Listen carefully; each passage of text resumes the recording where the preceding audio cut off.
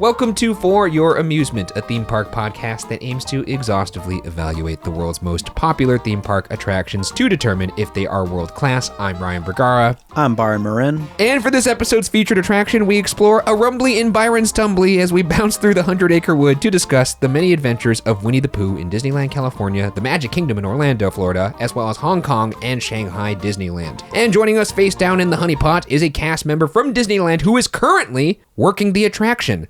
And that is Craig Roccanova. Thank you for joining us over in the Tiki Room. One thing that we are going to talk about later that, Craig, you had mentioned is that you do have some ghost stories from Winnie the Pooh. I do have ghost stories from Winnie the Pooh. Which, if you know me, you probably know I'm involved in the ghost world. So if you want to hear some of those, stick around for some fun facts later. And as always, go ahead and like and subscribe if you're watching over on youtube.com/watcherpodcast, or if you're listening, rate the podcast 5 stars, please, or don't rate it at all. And subscribe there. It does help us keep making this silly show, because despite what you may see, not a financially viable podcast.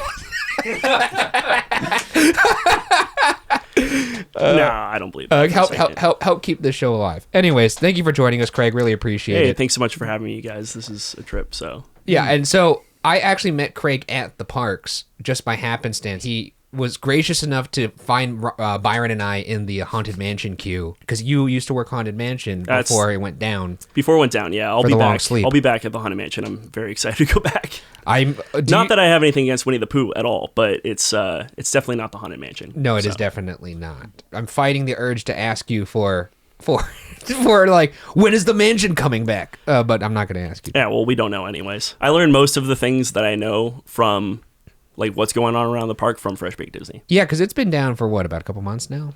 It's been down for just over a month. I think we closed on the 21st of January, so it's only been like a month and a week or so. So that meant, how long have you been working Pooh? I've been working Winnie the Pooh since the 22nd of January, and that's a good amount of time. Is this your first stint?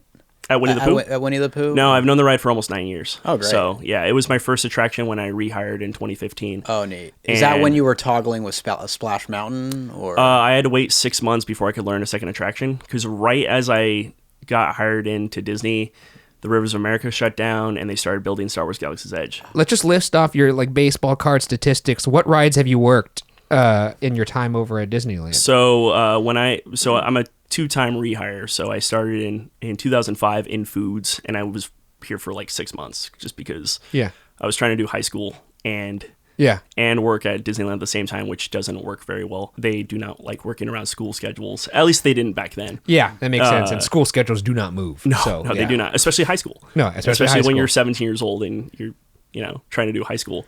And what called you to work at Disney? Like, what's the inspiration there? I was an annual pass holder for years. I actually wasn't an annual pass holder up until like right around freshman year of high school. My parents were like, "Wait, we can get a pass for $200 and drop our kids off and not worry about them ever." Like, so my parents were like, "That's this a is good great. point. Yeah, let's just drop our kids off. Disney will babysit our kids for us."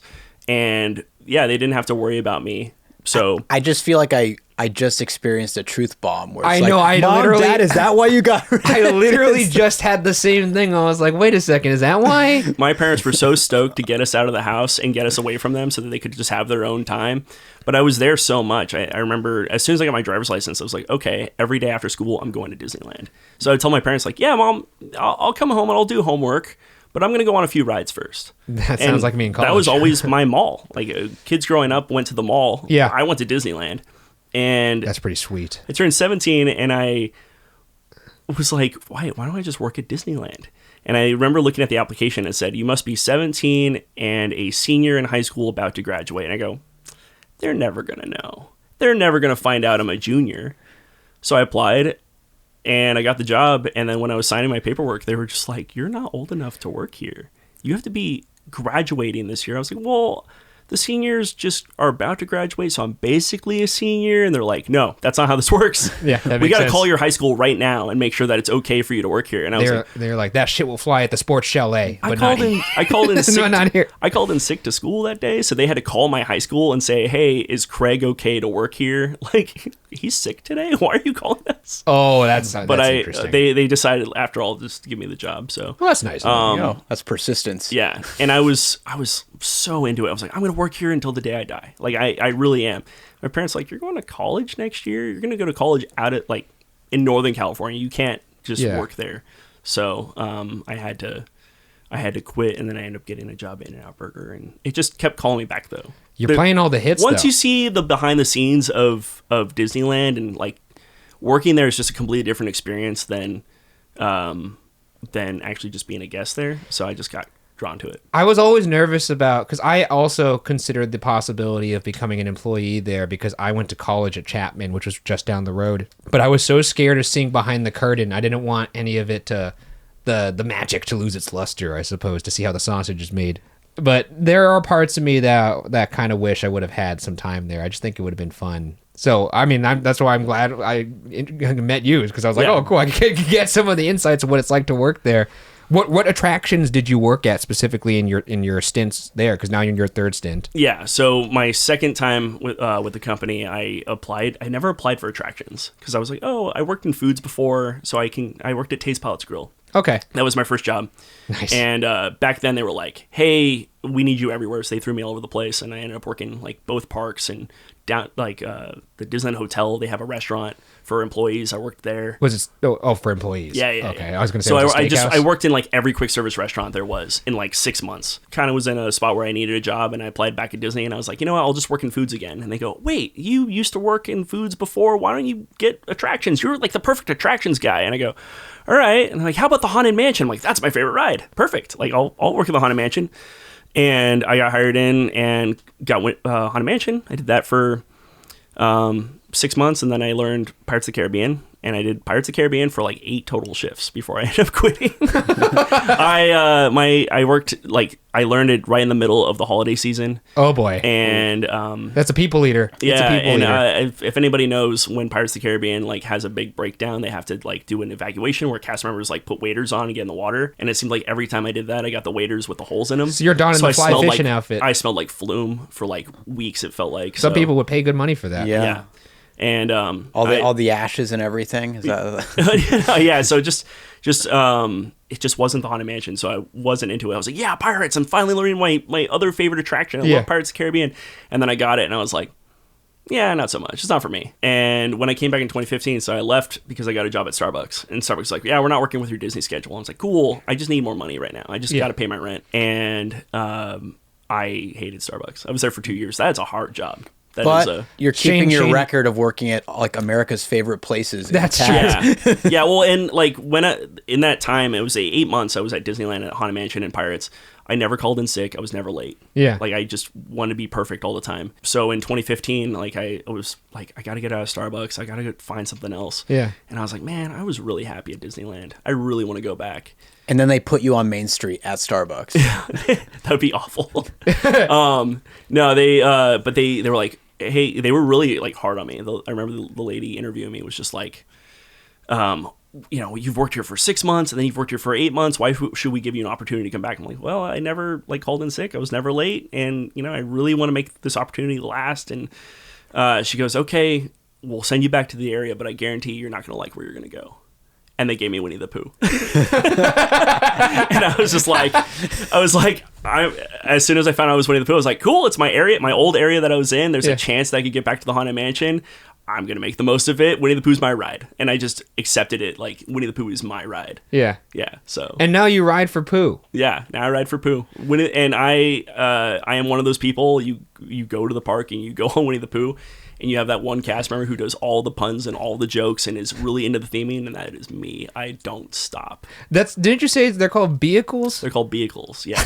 When we call it in, we have numbers that we keep track of every hour, and, you know, like, we count the number of, like, babies getting off the ride because they don't go through the photo cells, and we, like, you know, when we add or remove vehicles off the track, we have to be like, we're now running, you know, 13 of 14 vehicles. I mean, it sounds like a fun work environment. I'm jealous of it, honestly. So I'm happy you're here.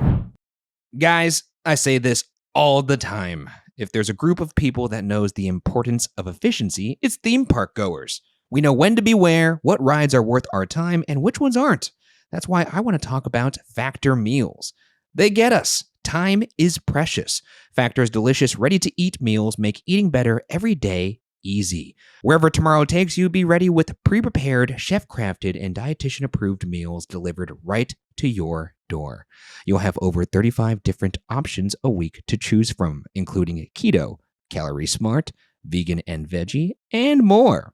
And there's even more to enjoy with over 55 nutrition-packed add-ons that help make your weekly meal planning even more delicious.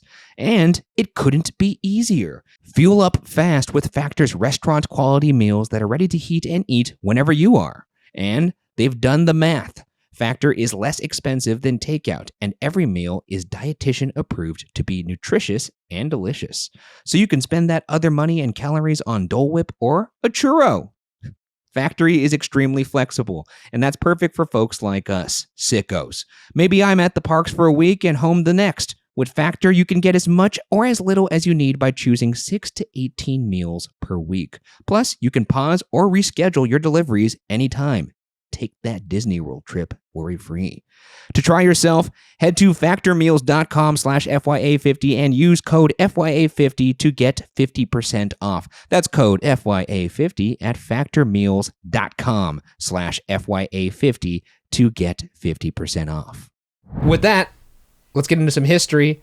And actually, I'm curious, this might be more of a case than any other case where the guest might jump in because Byron's saying incorrect things. Just Byron, of course. Or just limited information. So yeah.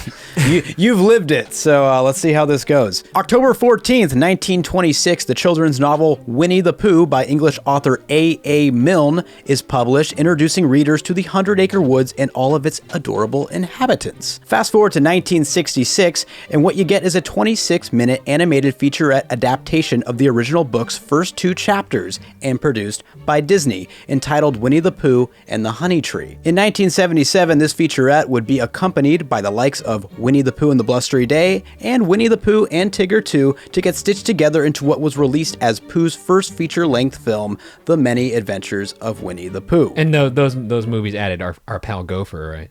And yes, I love that guy. Disney added Gopher because I don't think that was like a common animal that was portrayed in England. So they wanted like an is that why they gave him a little miner's cap? Probably. I don't know. They wanted an animal that was more original to America, I think, or something along those lines. He's got to be the first instance of like a real meta character in like a cartoon, right? Because he constantly is reminding you, I'm not in the book, you know. Think it over. Let me go. You got my card. I got the book, you know. Oh. That's like his whole thing. Like, it doesn't matter. I'm not even in the book. Like, Yeah, Look at that. that's Yeah, true. that's a and then good he'll point. usually say that as he's about to fall into his hole, which he always forgets is there somehow. Because I love the little. I know this is not a podcast about Gopher, but I just have to say, and one of my favorite little furry guys I've ever seen in a cartoon. He's got a funny little theme. It's my favorite vehicle on the track. The Gopher? The Gopher, because it's a stupid pun, but every time I go, hey, you guys are riding Gopher, you know what that means? Go for it. Oh boy! And I say, and my my poor coworkers, they have to listen to me every 5 minutes when that comes back around. I'm like, hey guys, like you're gonna be riding a Gopher, you know what that means? And I just keep doing it. And they're just like, the dad jokes locked and loaded. Just please stop, stop doing the dad jokes. And I go, And you never do. Yeah, and I respect that. I respect that. You know, it's sometimes a if you push impression. enough, it will come back around and then become. If funny I can get again. the teenagers' eyes rolling back in their skulls from the amount of jokes that I do, that's the best. I'm doing the right thing. The skippers get away with it. Yeah. You know, you gotta bring a little back to the 100 Acre I also love Woods. his little theme too when he walks. Oh The little gosh. horns that goes dun dun dun dun dun dun. I just love how Pooh trolls the Gopher. I think there's like a part in one of the early films. No, I think where, it's Gopher's trolling him. Pooh's stuck in that little hole, and then Gopher's like eating snacks in front of him. but I think doesn't Pooh like at some point like try to impersonate? Could you spare a small smackerel? Say, you ought to do something about that speech impediment, sonny. Because you know, like the Gopher has like that whistle on some of his S's. Yeah. Happy Wednesday. Yeah. Yeah. Wednesday. Sounds like Old Man Herbert from Family Guy. It does kind of sound like What did he say? Squat. He says Summer squash. Summer squash. Summer squash? And then my brother and I used to eat pickles that way. We would munch down pickles with a, like it would. And he says honey really funny. Honey. This thing is like, I've babysat my nephew. I babysat this guy a lot, I guess. But we watched that cartoon for the first time, and I was delighted to see that he was delighted. And I realized, like, oh my God, I guess this is what having kids will be like, is that I could watch all the stuff that I liked as a kid and then have an excuse. There you go, yeah. Also, we didn't even mention this up top. I know we're doing a history section here, but you are Winnie the Pooh. According to you and maybe some other folk, but My wife has I'll, coined him Pooh Bear. I will lean in. I will indulge. He walks around, rubs his belly, looks for ice cream. You're the embodiment of Pooh. There in it is. Human flesh. Yeah. Which sounds like that horrible seems Winnie the like Pooh a movie. diss to a certain extent. It kind of is. It kind of is. But then again, it's always like You have Pooh Bear tendencies. people walk in and accuse me of being a Pooh, but it's always during my happiest moments. And like I think a little bit in those moments is just a little bit of jealousy. They see me laying around on that couch. I got a smile on my face. I'm like about to go into a nice, peaceful slumber. You know, when on a Mari weekend. called you Pooh Bear, he was laying on my couch on his back, and there was an ice cream cup on his chest, like laying on his chest, and he was just like eating the ice cream while laying down. I don't with his eyes remember closed. this. I do not remember I'm this. sure you don't. Listen, your honey is just roller coasters. It is roller coasters. That is my honey pot right there. As much as Winnie the Pooh obsesses over honey, he's even going to get himself into like danger for them. As your roller coaster. The score in this ride that starts with a dun dun dun dun dun dun. That's what I imagine when I see you walking around sometimes. It's just Byron in his house, walking around his kitchen, rubbing his belly. Oh, bother. Anyways, the 1977 feature film, The Many Adventures of Winnie the Pooh. The timing of this release came just as plans were brewing amongst Disney park management and Imagineering to update Disneyland's version of Fantasyland. At the time, Pooh was Walt Disney Company's shiny new animated toy. However, Pooh would never make it into the final plans of what would become Fantasyland's 1983 renovation. Though, that was supposed to be a boat ride, right? There were talks of a boat ride. I believe that came in the 90s, though. And in the 80s, they were going to do spinning honey pots. They could have started, in Toontown. The spinning honey pots did, and yeah, that does come up in the late 80s, early 90s when Mickey's Toontown came to be, because for Toontown's development, they did consider putting Pooh in where Roger Rabbit's cartoon spin exists, and that ride system of having honey pots spin around similar to what, the Mad Tea Party is, ultimately got paid forward to what is now Roger Rabbit's cartoon spin. It'd be funny to have Pooh characters in those cars. Just watch each one of them wig out in different ways. The only one who would be digging it is Tigger. I can imagine Piglet having a heart attack. Pooh. Oh dear. Just getting dizzy. Rabbit losing his goddamn mind.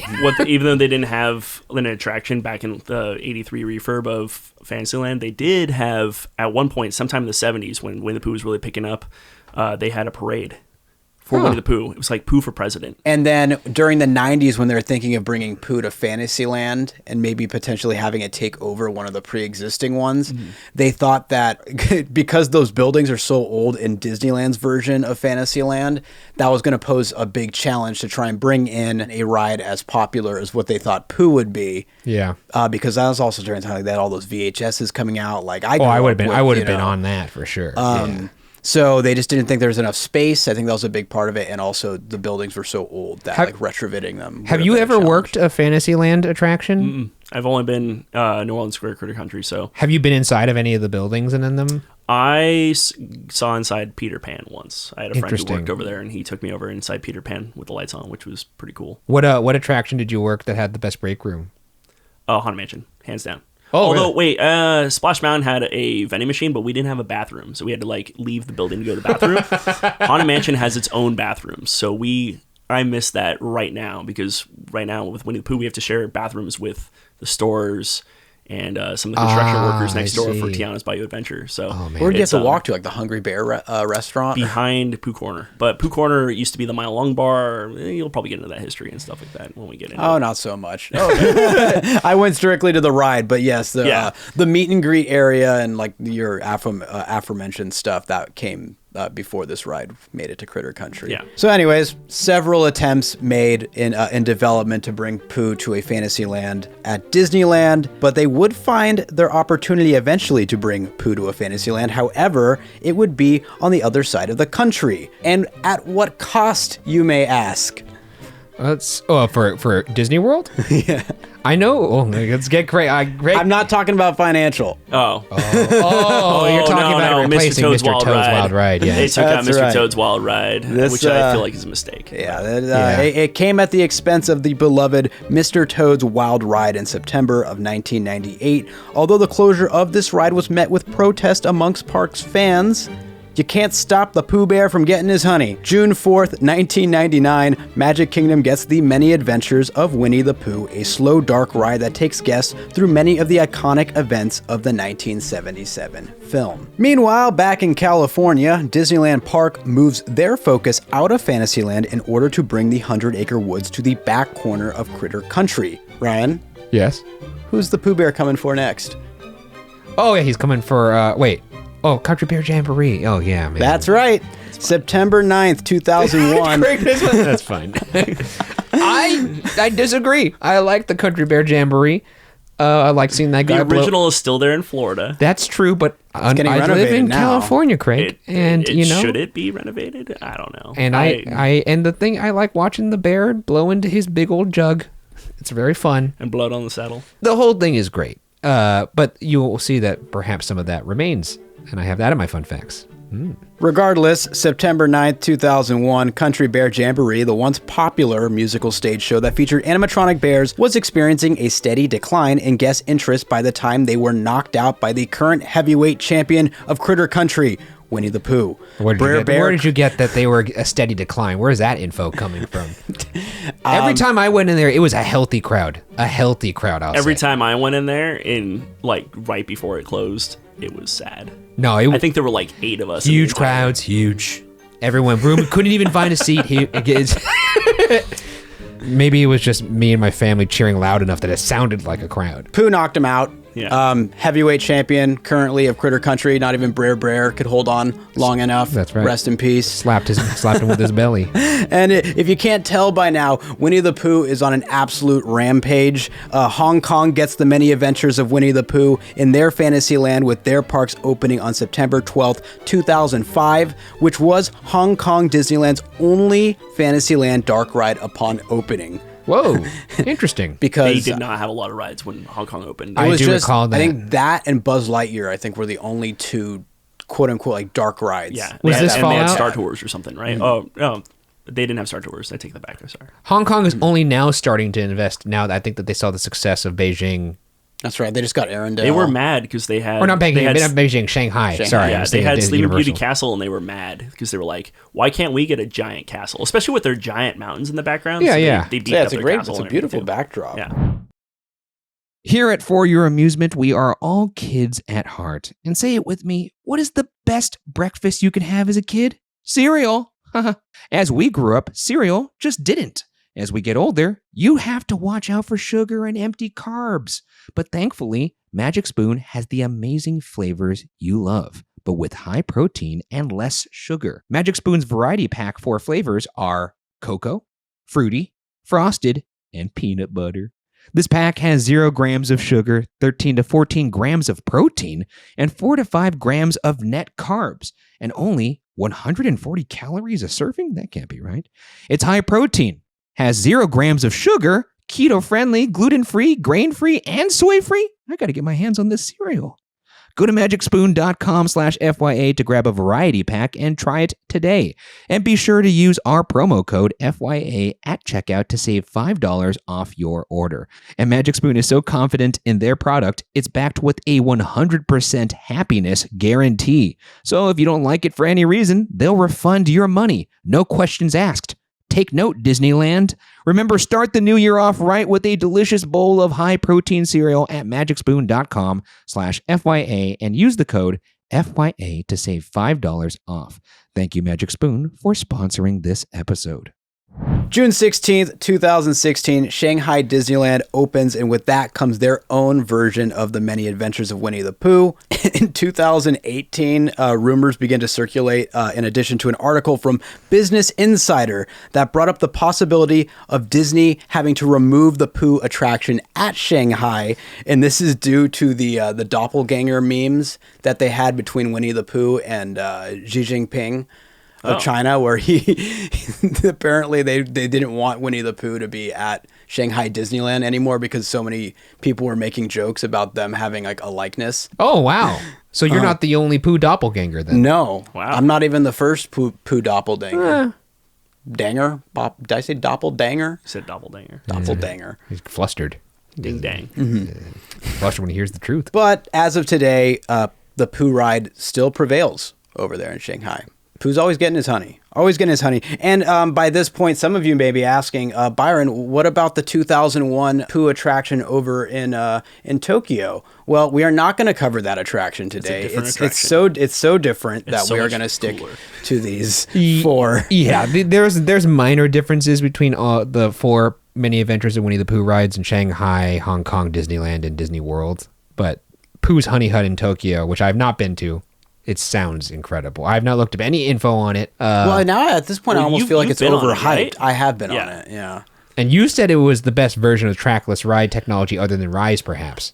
You did say that. Well, I did but that was also one of the earlier ones, too. I'm saying that I think it translates the best as just a trackless ride. As only a trackless ride. I think Rise has the bells and whistles of combining multiple ride systems. Oh, so you did say it was better than Rise then? No, in terms of as like simply just being trackless. trackless. Like if you remove the integrated features that Rise has and the ridiculous scale, I just think that the trackless ride system clearly feels like it was made for Pooh's Honey Hunt, which makes sense because it was the original trackless dark ride. Yeah. But there's just features about that ride, and it's less about like, whoa, incredibly big and impressive. It's just really cute. It's just like it's used to the best effect of what like a trackless As dark a ride person can who's do. watched it many times on YouTube, I agree. Awesome. I can't do it. I barely can't, fly, so like I can't watch anything on YouTube. you want to experience it for. I want to experience it for the first time. And I'm the person who's perfectly happy reading Endgame on Wikipedia, so he doesn't have to sit through a 3-hour movie. So that's me. It is what it is. You know, I gotta be there. I gotta be there. But I wish I was not like that, because then I could be riding all these rides. But anyways, that includes my history of the Winnie the Pooh, many adventures. A long storied bloodbath. Yeah. He's merciless. I'm sure. Have any of you even entertained the idea of watching that stupid Pooh horror movie? What is it called? No, absolutely. Blood and Honey. Blood and Honey. As a horror fan, Inside out, upside down. have you seen it? No. I've seen the trailer for it. The though. trailer looks crazy. Yeah. It kind of just looks like The apparently it's just- Strangers with Pooh. Yeah, apparently it's like super low budget, and Yeah, I don't know. There is a part of me that is morbidly curious just because I'm interested in the horror genre, but I just love Pooh so much. He was my favorite guy growing up, so it's hard for me to even entertain the idea.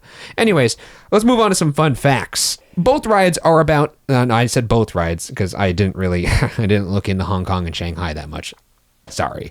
But to be fair, Shanghai, Hong Kong, and Magic Kingdom Park are the same ride. They are clones of the same ride. It is the exact same ride. There's some little hints and differences here and there, but like, and in Shanghai, it's the whole ride is in Mandarin, but it is a total clone. They're basically the exact same.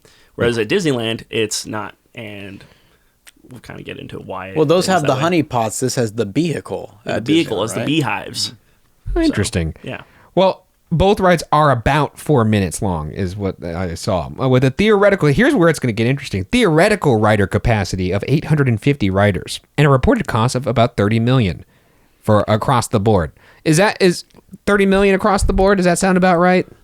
Yeah, I mean, again, I don't know where. I know the vehicles, the vehicles, cost a lot of money, especially because they had to make brand new ones because they're not clones of the ones they have in the other parks. Winnie the Pooh was an overlay of Toad in Disney World. Yeah, correct? and here the it's ones here have, and like- here it's they had to turn the Country Bear Jamboree with 2 sound stages into a ride because the Country Bear Jamboree here had 2 theaters so that you could load one and then vice versa or whatever, kind of like certain ride systems and stuff. But they had to like turn a couple of sound stages into a ride, so they were very limited with their space, and then also the vehicles and the loading areas outside, so they had to make a beefier vehicle that would be able to go outside and be in weather and that sort of thing. Compared to, Does that play into why the Disneyland version is different than the other three, because it's the only one that does have an outdoor portion? And by outdoor portion, just loading. The loading, yeah. the loading, yeah, it's a whole different feel when you're there compared to. Yeah. I know at Magic Kingdom, you walk in, and it's just like all the other Fantasyland dark rides where you get some you get a wall and get the imagery of you're at Winnie the Pooh, but here it's like it really feels like you're in the 100 Acre Wood, especially with all the plants and the nature. Yeah, I love the train going over, which is so magical every time. That it goes entryway by. is so cool. Yeah, and they got the over classic the bridge wood carving. Also, I don't know if it is a reference to the episode of Winnie the Pooh. There was an episode of Winnie the Pooh, the series, like the TV show, and I think it was called The Many Adventures of Winnie the Pooh, where they are like letting sticks float down the Pooh Six Bridge. Yeah. Is it actually supposed to be that bridge? It's called Pooh Six Bridge. Oh, there's there a it sign is. that says Pooh Six Bridge. See, look, I didn't. It's not like I didn't do my research here. I just knew we had the guy. I just wanted. That's what. I'm spending 40 hours a week there right now, so there you go. Rider capacity though, 850. That accurate? No, more, like about probably 950. Or Have so. I insulted you? No, Because you are the one handling that theoretical capacity. Theoretical is not theorizing that there's a Craig there. yeah, like our goal on a busy day is like 950, and then we've hit more. We recently hit like 1,200 people an hour, which is crazy. That's crazy. Yeah, That's like almost we're like firing all cylinders that day for sure. What did you say was the most amount of people that fit into a vehicle? 18 people in one vehicle. That's insane. 3 adults per row, and then each one had a lap sitter. And I remember it was like once. We did it once, and it was like 5-6 years ago. That's a party. And there's no way you could pull that off at any of the other Winnie the Pooh attractions, because those just look like two rows. They only have 2 rows. They only have 2 rows, and they're tiny. Yeah. They're tiny little vehicles. You should have let them go twice, just so they could take it for a spin. You could beef up your capacity for that hour by just letting that family loop it. And we've had that before. Like we have a wheelchair accessible vehicle, so anyone who has a wheelchair and they can't transfer out of it, they can ride the attraction, which is really cool. That's cool. And normally we have the regular vehicles, and we just have that one kind of going around the track. So we'll be only loading 13 of 14 vehicles. Gotcha.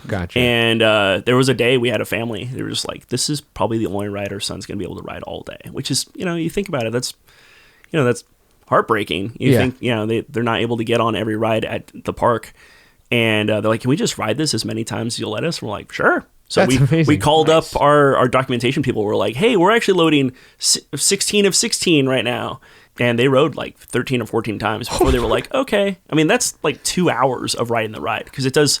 Oh my Yeah. What's really nice about the ride too is, depending on what time of day, like in the morning or at night, like we're pretty chill. It's not very busy. We'll let people re-ride. Yeah, because it's very. I mean, actually, Byron, we didn't even get into that. Yeah, I was just about to bring up. So I think this leads us nicely into what do you guys think is the all-time average wait time for Disneyland's Many Adventures? I'm gonna guess Winnie the 10 Pooh? minutes. 10 minutes is my guess. All-time average wait time. I have here, according to ThrillData.com, that it is 23 minutes. There's no way. There's absolutely no way. I'd say this week, or like we're now getting into the spring break season.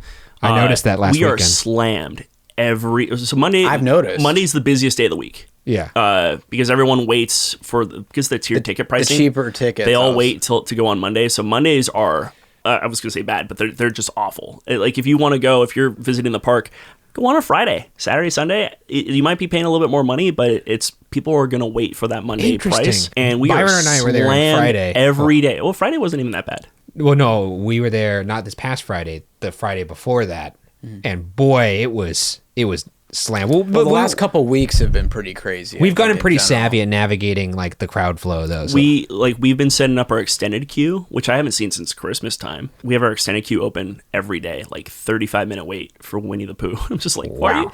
Well, no offense to the ride, but people get in line like, "Hey, folks, letting you know it's about a 35-minute wait for the ride," and they go, "Okay, is that all?" Because the rest of the park is so bad. Yeah, that's true. That hey, look, next door Rise is like a 2-hour wait, so 35 minutes for Winnie the Pooh. I'm like, It is what it is. Yeah. It's like how many other rides, especially without Tiana's yet, And Mansion being down. and Mansion being down, like Yeah. you either have to carry on to Rise, or you walked all that way to that part of the park. The best time to really ride Winnie the Pooh right now is when the parades are happening or fireworks are going off. That makes sense. As soon as Rise of the Resistance goes down for whatever reason, there's no line of defense. We just get slammed. Oh yeah, because people are they're coming out right. They just through come the out and they're like, Critic Country entrance. where do we go? Winnie the Pooh has a 5-minute wait.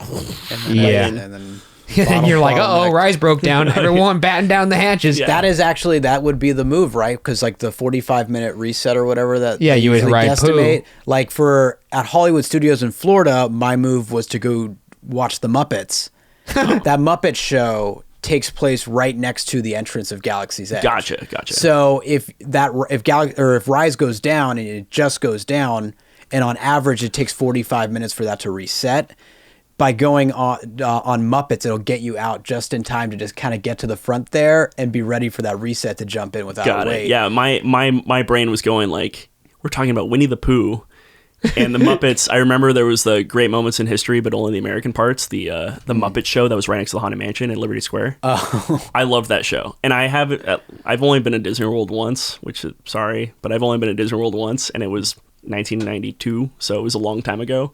But I watch everything on YouTube, so Yes, that makes sense. But yeah, no, it used to happen a lot when Splash Mountain breakdown. You hear that breakdown spiel, the whoops, looks like there's a log jam up ahead, and we'd be like, oh no, like we would all look at each other in the station and we'd go, oh no, we're gonna get slammed. Yeah. And So I feel like Stampede. that's what you get from Rise now. Yeah. So Rise Pooh goes at down. Disneyland is kind of the Muppets for me. oh yeah, It's, for sure. And Man, now when Tiana opens, and if that breaks down and Rise breaks down at the same time, you guys are going to get a temporal pincer movement executed on you. gonna be a beehive. But Mansion they will would be say back. in Tenet. Mansion will be back and be able to soften some of that blow, because especially with a new queue, we're going to be able to like take more of those people. We literally have no queue after that extended queue is set up. 35 minutes is what our line maxes out at, which is I don't understand how. Oh, so you have to turn people away then?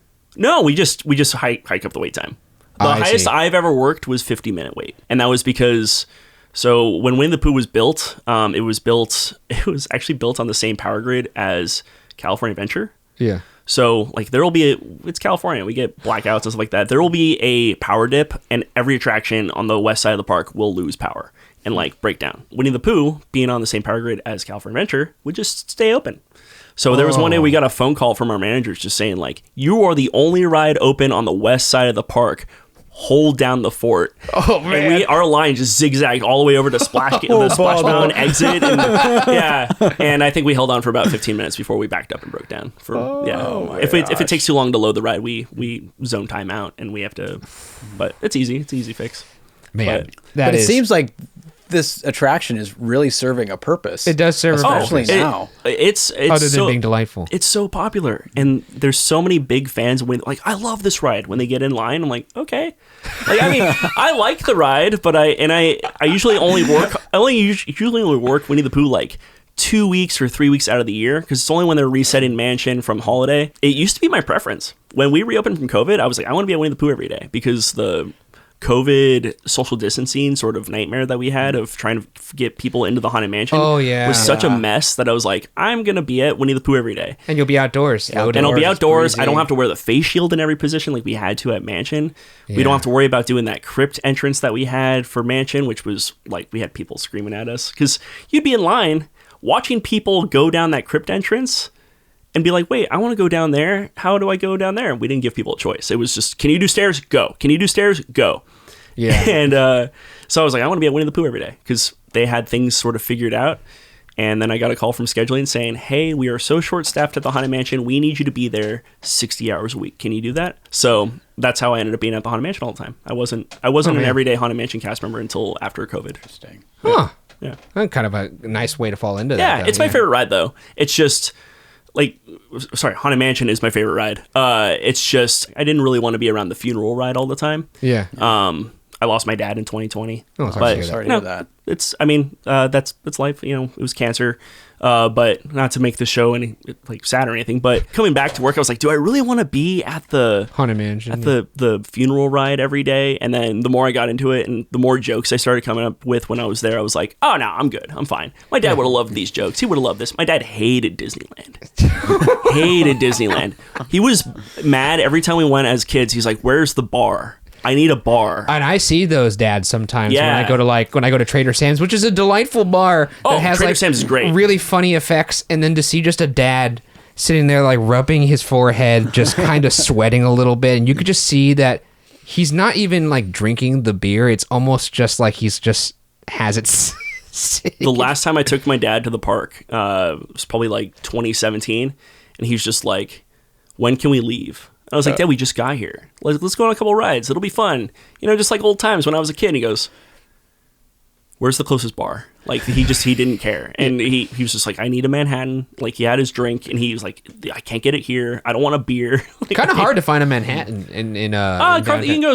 We went to Carthay Circle Restaurant. Oh, yeah, that's right. Yeah, that's true. I bet you over the could other find quite a few of these frustrated dads over at the entrance to Oga's, like trying to like understand why you need a reservation to get your beer. I always recommend like just go to downtown Disney, like because we get a lot like, where can we get an alcoholic beverage? And I go, They ask you that at Pooh? oh yeah.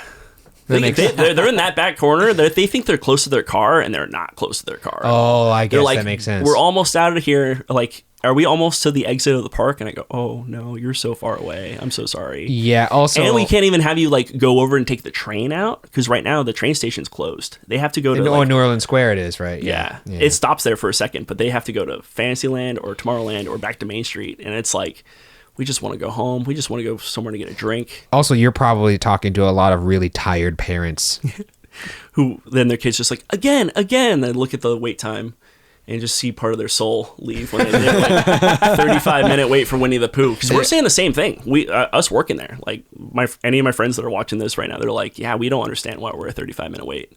Well, sometimes the park is overloaded. It's overloaded. But going back to it, 23 minutes. So maybe it does make sense then. Yeah, maybe it has to do with peak season or something like that. But it also used to have Fast Pass. The ride opened with Fast Pass. I do remember that. And I think the Magic Kingdom version still has Lightning Lane. What's Magic Kingdom's at? And that was my segue. So now we get to take a crack at what do you think Magic Kingdom's is? That's got to be at least 45. 40. I'm saying 40 to 45. Yeah. This blows my mind.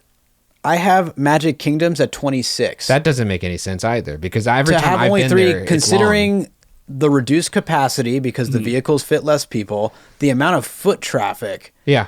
And in addition to that, the lightning lanes. I don't know. I know you have like a lot more rides around there. You got Seven Dwarves, you got Peter Pan, Small World, you got all the like. I still think 26. I wonder if they have short. a higher ride capacity than because they might have more vehicles on the track. They might be dispatching them way faster. They have a bigger show building than we do. We have this. Yeah, it's actually a little tiny building. Well, yeah, they took over Mr. Toad. That was actually 2 tracks. Yeah, that's correct. Point. So I don't know. It's a mystery to me. So if there are any cast members working in Orlando that could give us a little insight of how accurate that is, let us know. That's just going off thrillldata.com. Anyways, let's move on to some more fun facts here. I couldn't find any speed data for this ride. Maybe you could tell me. But I did find a thread of really pissed off parents on Reddit complaining that the ride at Disney World moves too fast for comprehension. And some were attributing it to the fact that it's an overlay of the former Mr. Toad's Wild Ride track. The Hunny Pot vehicles used in Walt Disney World allow for more ride movement, such as up and down, which you feel in the Tigger bouncing scene, for example. Whereas the Beehive vehicles, the vehicles in Disneyland, are more rigid and typical dark ride vehicles. And you mentioned they're very tank-like. Yeah, and they used to do the bouncing motion. They did. They did. When it first opened, they had the bouncing motion. The vehicles are actually like little mini Indiana Jones Jeeps. Yeah, they're on a motion platform. Yeah, they're super high tech under there. Whoa. Yeah, and they used to do the bouncing motion, but they would have like faults with them all the time. So they made it only that gentle rocking motion. Yeah. The wheelchair accessible vehicle that we have, where we load the wheelchairs on, doesn't do that, and it's a really surreal experience riding through that ride, just going flat through. Like one of the Fantasyland Dark pretzel rides. Yeah. But those even just kind of like the turns jerk you around more. This is just a very weird like moving through the ride. And you're when we're training for the ride, they load us into a wheelchair so we can experience what it's like being in there. And you're sitting higher up. So you're sitting higher up than like the normal vehicles, and it's just a really weird ride-through experience. Yeah, it's an interesting vantage point. We usually let them ride twice because also we don't want it backing up and breaking the ride down when we get them off. That's nice. Yeah. Moving on here, the rides are very similar. I mentioned this up top with some slight differences to scenes and order of scenes. Disneyland has a better Pooh drifting off to sleep scene. It has a little projection that that features. It's pretty sweet. And Disney World has a better bouncing Tigger scene. Yeah, the Tigger scene in Walt Disney World is pretty sweet. I think the ride in general is better in Walt Disney World. I would agree with that. I think it's better paced and the scenes meld together a little bit more cohesively. Yeah. There's also some exclusives in Disney World, like there's the Owl's house scene. And then there's Rabbit in his little garden losing his mind. I think the finale works better, too, at Disney World, just because I think it goes from Heffalumps and Woozles to a continuation of the storm sequence. Yeah, which it's supposed to because that's what's in the movie. Yeah. And then you actually see Pooh stuck in the tree. So I love that. So you see his bum hanging out the tree, and then when you go into the next scene where they're like celebrating his birthday or whatever, he's not actually with the rest of the characters. His face is still, and now you're seeing the other side of where he got stuck. You ever and been now stuck you see in his something? face. You ever been stuck in something? Like a doggy door or like a Your mom. I'm like, do I really have to say it? This is the Winnie the Pooh for How your dare amusement you, episode. sir. How dare you? That's pretty good. It was well timed. Rumbling the tumbly. All right.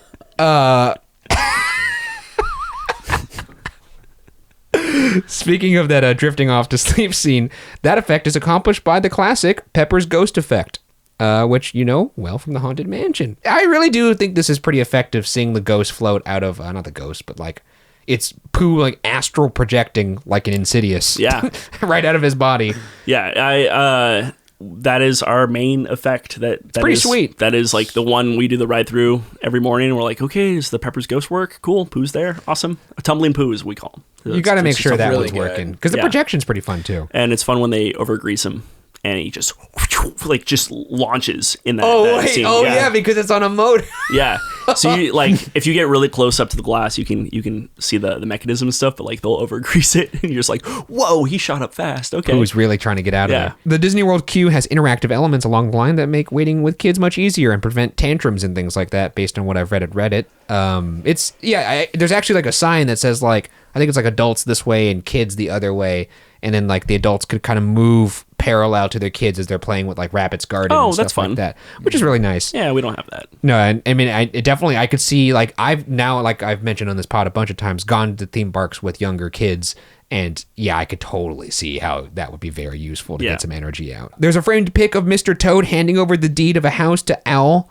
It's hanging in Owl's house in Walt Disney World. It's a hilarious thing to have framed. Also very Owl. I feel like if Owl did kick somebody out, he would have a framed picture of it. That's just kind of who he is. Yeah. It's one of the many kind of little Easter eggs and references to a ride that was replaced. There's also actually a framed picture of Pooh and Molly, who is Mr. Toad's pal. Walt Disney World's version is the only one to feature the original voiced actors of Piglet and Tigger, John Fielder and Paul Winchell, respectively.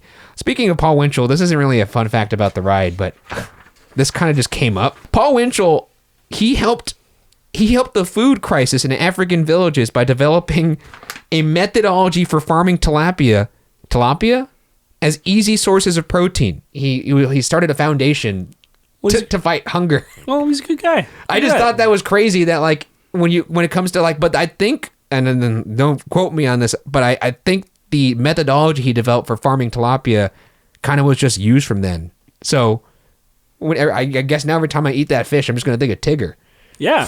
Just bouncing around. And then he fed our ears with that wonderful voice. A little boy. That's the noise he made when he went into the fish farm. On the topic of voice actors, Jim Cummings, the voice of Pooh, was also the narrator for the dearly departed Illuminations Reflections of Earth show at Epcot, right. among other things, obviously. But that one really hits home for me because that show kicks ass. Nice. I've actually worked with Jim Cummings before. You have? Yeah. I directed his Like narration. looking in the mirror? No, I directed his narration for one of the Shark Week specials many years ago. By happenstance, I believe the executive producer of the Shark. This is like when I just started being a coordinator for Shark Week, like probably almost 10 years ago.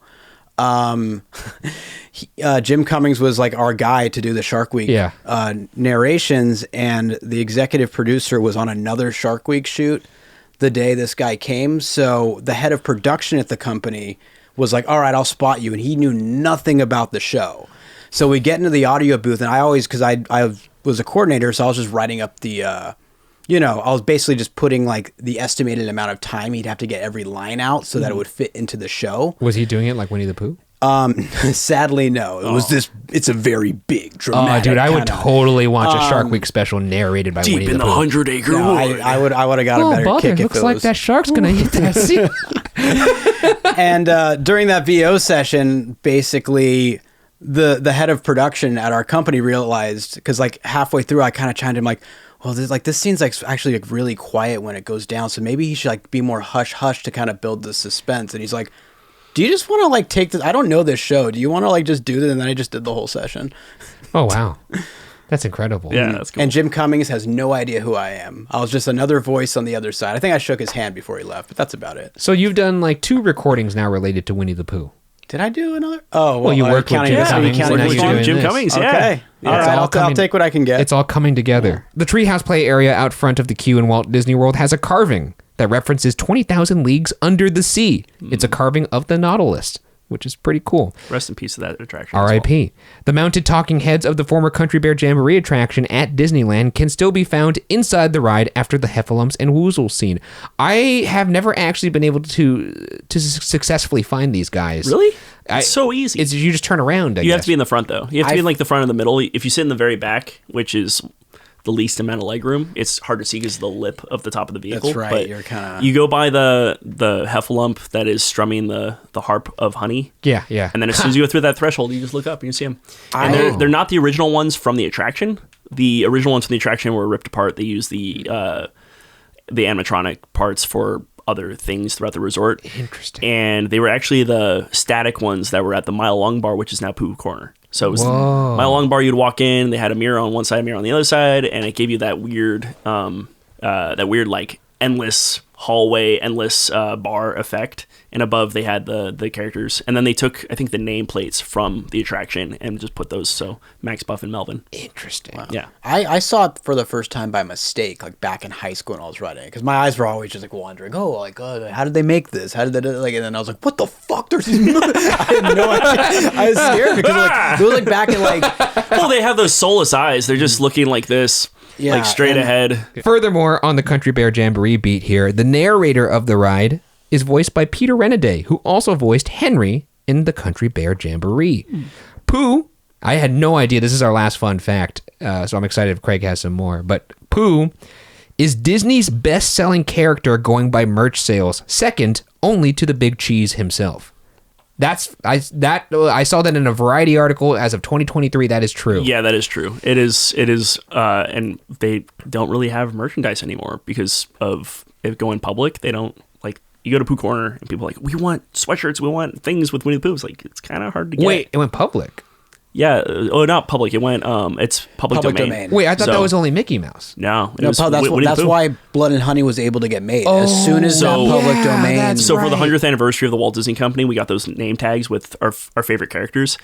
None of the 100 Acre Wood characters were options. Like, everyone wanted Tigger, everyone wanted Winnie the Pooh, everyone wanted, something of that sort, and they weren't even options because it's public domain. They can't technically use it anymore. I couldn't even pick my favorite character. I wanted Beast from Beauty and the Beast, and it wasn't an option. They had the prince that he turns into at the end of the ride. Which at they the end just of can't movie, sell the but merch. They can't sell it at all. They have some merch, but it's nothing like there's not a lot of new merch that I've seen, at least. Oh man. Yeah. That's crazy. I'll hold on to but- his ears.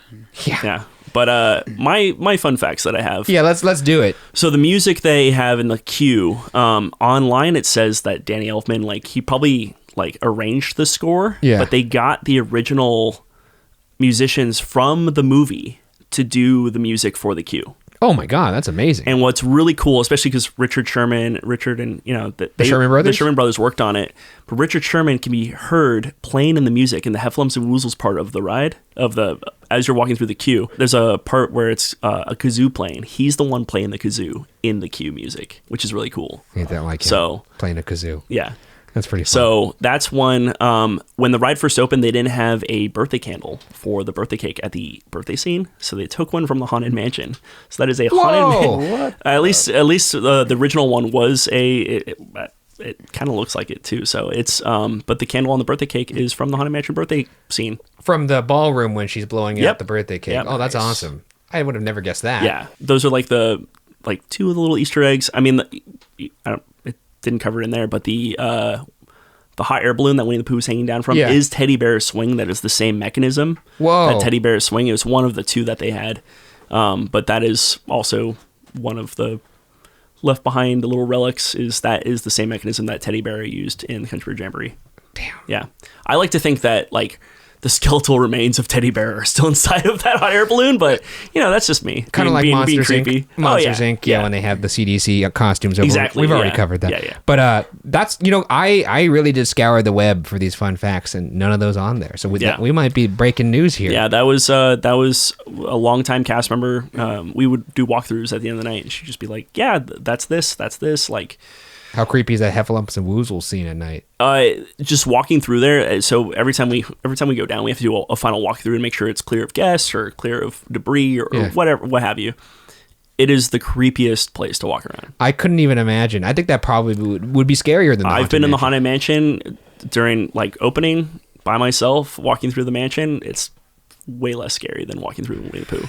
You have that feeling that someone's watching you, and there's Well, actually, should we get into some of these ghost stories then? Sure. You told me that Winnie the Pooh, the Many Adventures of Winnie the Pooh, is the most haunted ride in Disneyland. It's of the rides I've worked. Yeah. It's definitely, it feels the most haunted. I've had more ghost experiences, I think, at Winnie the Pooh, working Winnie the Pooh, than I've had working at the Haunted Mansion. Haunted Mansion, like, you hear things a lot. Like, sometimes you hear like a whisper or something like that. Winnie the Pooh, I've straight up had, and it like gives me chills, but just grouping people, and there was nobody in line late at night, and it felt like a kid was standing behind me and tugged on my pants, and I was just like, what the heck was that? Like, something just tugged my pants, and my coworkers were like, yeah, you're fine, whatever, it's fine. But like, I felt the hands grab my pants and tug on them. Oh man. The craziest one I ever had was I had to hit the emergency stop on the ride because we were adding or removing a vehicle, which is at Winnie the Pooh, it's so easy. It's just a button. You push a button and it removes the vehicle for you. It's super easy. Wow. It's the most technologically advanced ride we have in our area. It's nice compared to, Pirates of the Caribbean and Haunted Mansion, which are super old. We were adding or removing a vehicle, and I looked at the one or two cameras that we have, and I saw an old woman like just walking by a vehicle. There were guests on the vehicle. And this is inside the ride, and I just immediately like hit the emergency stop, and I go, there's like, and I called us like, hey, we're down. Was this on the camera? Or it was on the camera, like walking by the maintenance bay. I saw a woman walking by the maintenance bay, and I was like, oh, emergency stop, there's a woman inside. Like someone jumped off the ride and they're inside. I see, yeah. And now at this point, are there guests on the ride in general? Yeah. Okay, yeah. So they do a full evac. They evacuate the whole ride, get everyone out, and then they walk through, and they're like, no guests saw that there was a lady in there. You didn't see her coming out from like nobody came out. It wasn't any of the guests that we saw. We did the whole evac, and they're like, okay, that's fine. Like, you're okay. You saw someone.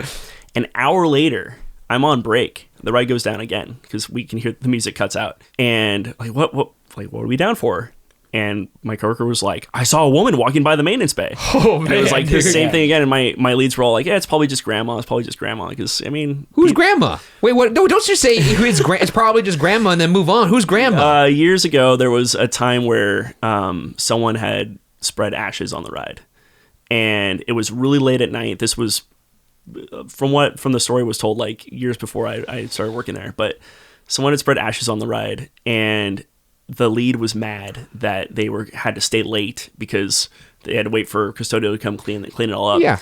And they were mad, and they were like, how dare you make me stay later? They were just so mad that they had to stay later for the shift. So just a general PSA. Don't be spreading your ashes at a public park. Yeah. That's weird. No, it's first of all, it's a federal crime. So and it's weird. It's a federal crime. And more importantly, it's weird. Yeah, it's a federal crime. You will get fined big time. You'll see jail time if you're caught. So please don't do it.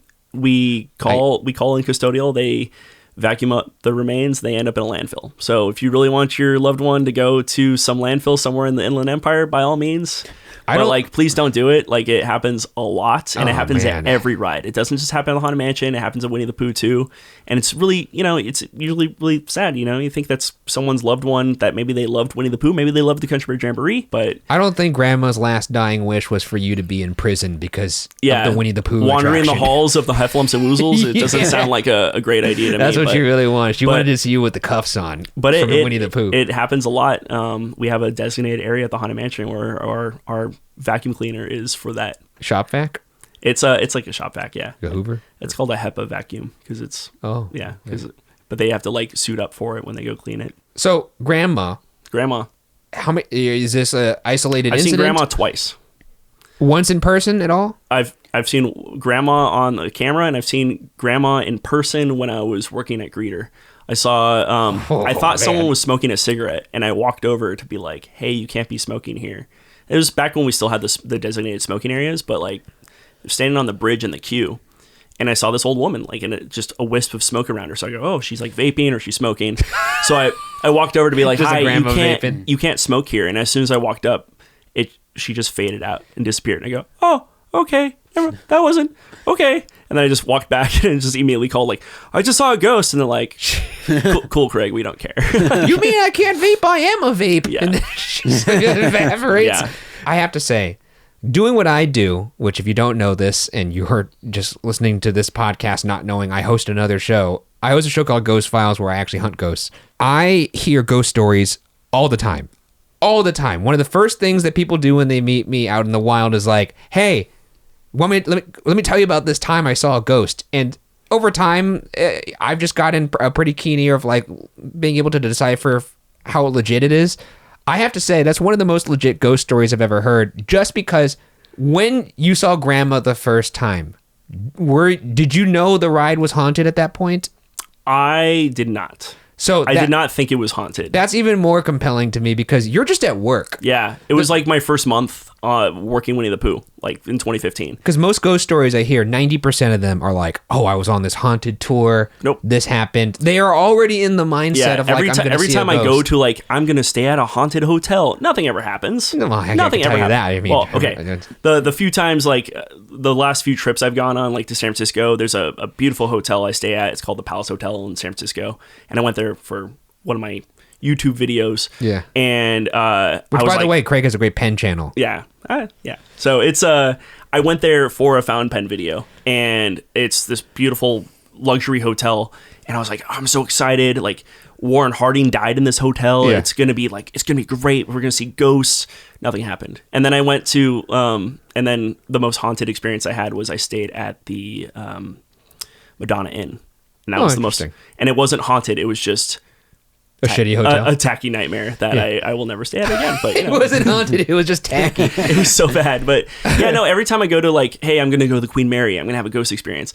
When I'm not expecting it, that's when it happens. When you told the story, your first instinct was, oh, somebody got off the ride. Let's stop the ride. Oh yeah, no. I was somebody smoking. Let's go stop them from smoking. I was 100% convinced there was someone inside the ride. When you linked back up with the other cast member who also saw Grandma, he saw the same thing. Oh, I was going to say, he saw the exact same. Did you person. ask like, what was she wearing?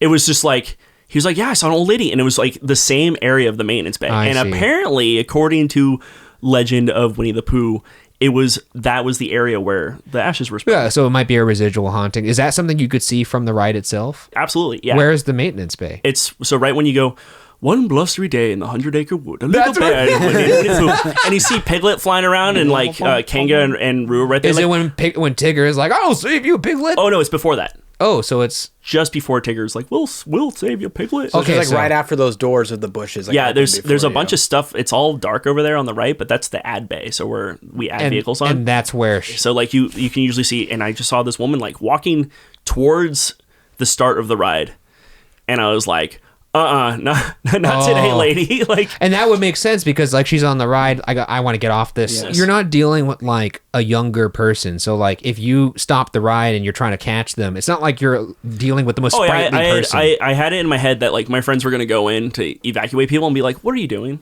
Why did you get out?"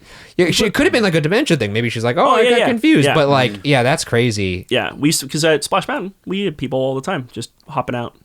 Because there's no restraints. No restraints. You're just. But they would hop out and they'd be like, "I can't do this." I'm like right before you go up the final lift, we had a curtain there. Yeah, I'm gonna save Brer Rabbit. And we had people just being like having a panic attacks. Like I can't do this. And be like, okay, we'll get you out, no problem. As long as you weren't doing it like you weren't like a teenager trying to be funny. Yeah. They would get in trouble. But didn't someone die that way? Just like that funny guy over in It's a Small World. Oh, I don't know, maybe. I thought it's like someone tried to get out of. Were you at work that day? What? It's a Small World day. I think it was on a weekend. It's always a day that I'm not there because I don't work weekends. He got carried out like a luau pig. Oh, they had him like his arms and his legs. He was carried nipples down. So my manager was at the front of that group. He was the manager, like walking. He's my head. Oh, head really? manager. So he's in that video. So that I was watching that video. I'm like, Mike is there. Hi, Mike. Oh my gosh. He had to deal with that. Like it was. Did you see that one video where we've actually never talked about this on this podcast? Yeah. But there's one video where he's sitting in the Taj Mahal water and he's like, I've always wondered what it would be like to sit in the waters of the Taj Mahal. He's naked at that point, right? Oh no, he wasn't. He was still wearing his boxers. Gotcha. And then by the time he was in the water, I can't imagine that poor cast member who's just like talking to him when he was lifting himself out of the water and he's totally naked. Nice. I mean, I've dealt with some things. I've seen some crazy. I've been there for almost 9 years. No streakers in the 100 Acre Wood. No, not yet. But like I've seen some stuff. What was your first impression on this ride? As a guest? Yeah, my first time I went on it, I was 15 years old. It opened my freshman year of high school. Yeah. But when it opened, it was still kind of crazy, so we didn't go to that side of the park. I didn't actually know it opened. Yeah. I would go on Splash Mountain, but I didn't care about whatever that other ride was. And I remember it was like going into my sophomore year of high school, I was hanging out with a friend in California Adventure. Yeah. And this random like 20-something-year-old guy was just like, hey, can I tag along with your friend group? And we're like, all right, weirdo, sure, you can hang out with us. Like, we're just a couple 15-year-old guys hanging out at Disneyland. And he goes, have you been on the Winnie the Pooh ride? And we're like, Winnie the Pooh ride? What are you talking about? There's a Winnie the Pooh ride? So we went over to Disneyland. We went back there. There was no line, of course, Winnie the Pooh by that time. And I remember when we saw it and we got to the Heffalump Super, I'm like, what is this?